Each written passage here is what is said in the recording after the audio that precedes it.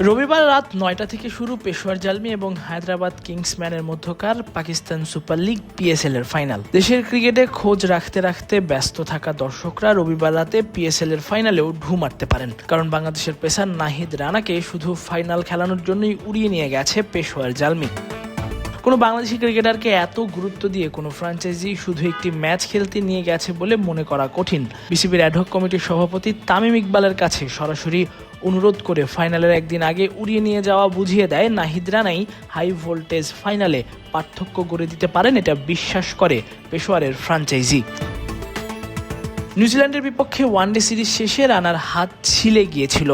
BCB তখন বিজ্ঞপ্তি দিয়ে জানিয়েছিল সিরিজ শেষে পিএসএল এ ফেরার অনুমতি দিলেও পাকিস্তান সিরিজের টেস্টের প্রস্তুতি নিতে রানার এনওসি তারা বাতিল করেছেন। কিন্তু ফ্র্যাঞ্চাইজির বারবার অনুরোধে বিসিবিও রানাকে ফাইনালে খেলার অনুমতি দেয়। লাহোরে পৌঁছে শনিবার রাতেই পেশোয়ারের সঙ্গে অনুশীলন করতে দেখা গেছে রানাকে। পেশোয়ারের নেটে একের পর এক স্পট বোলিং করে যাচ্ছেন। এখানে আর সংশয় নেই যে তিনি একাদশে সুযোগ পাবেন না। এত কাঠখড় পুড়িয়ে রানাকে উড়িয়ে নিয়ে যাওয়াই হয়েছে খেলানোর জন্যই, তাই রানা একাদশে থাকছেন। এখন প্রশ্ন হতে পারে রানা কেমন করবেন। শুরুর পর্বে 4 ম্যাচে 7 উইকেট নিয়ে রানা তখনই পিএসএল এ আলোচনায় এসেছিলেন তার গতি দিয়ে। নিউজিল্যান্ড সিরিজেও গতি দিয়ে রানা ভোরকে দিয়েছেন, 5 উইকেট শিকারও করেছেন। বোঝাই যাচ্ছে ফর্মের তুঙ্গে আছেন। আর ফর্মের তুঙ্গে থাকা একজন পেসারকে কে না দলে পেতে চাইবে।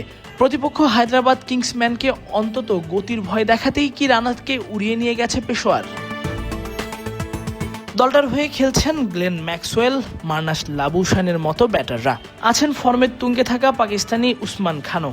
বোঝাই যাচ্ছে হায়দ্রাবাদ যদি জিততে চায় কিংবা চ্যাম্পিয়ন হতে চায়, সেক্ষেত্রে তাদের সেরা একাদশী খেলাতে হবে। ব্যাটিংয়ের ফর্মের তুঙ্গে থাকা বাবর আজম এবং কুশল মেন্ডিস দুজনই সর্বোচ্চ রান সংগ্রাহক এবং দুজনই পেশোয়ার জালমির হয়ে খেলছেন। সর্বোচ্চ উইকেট শিকারী সুফিয়ান মুকিম, তিনিও পেশোয়ারেরই। বোঝাই যাচ্ছে পেশোয়ারে পারফর্ম করা ক্রিকেটাররা তো রয়েছেনই, এসবের সঙ্গে যদি রানার পেসটাকে কাজে লাগানো যায়, বারবার রানার আপ হওয়া পেশোয়ারের সুযোগ থাকবে এবার পিএসএল এর ট্রফিটা তুলে ধরার। রানার হাতে উঠবে একটা শিরোপা, নিশ্চয়ই সেটা বাংলাদেশি দর্শকদের আনন্দই দেবে।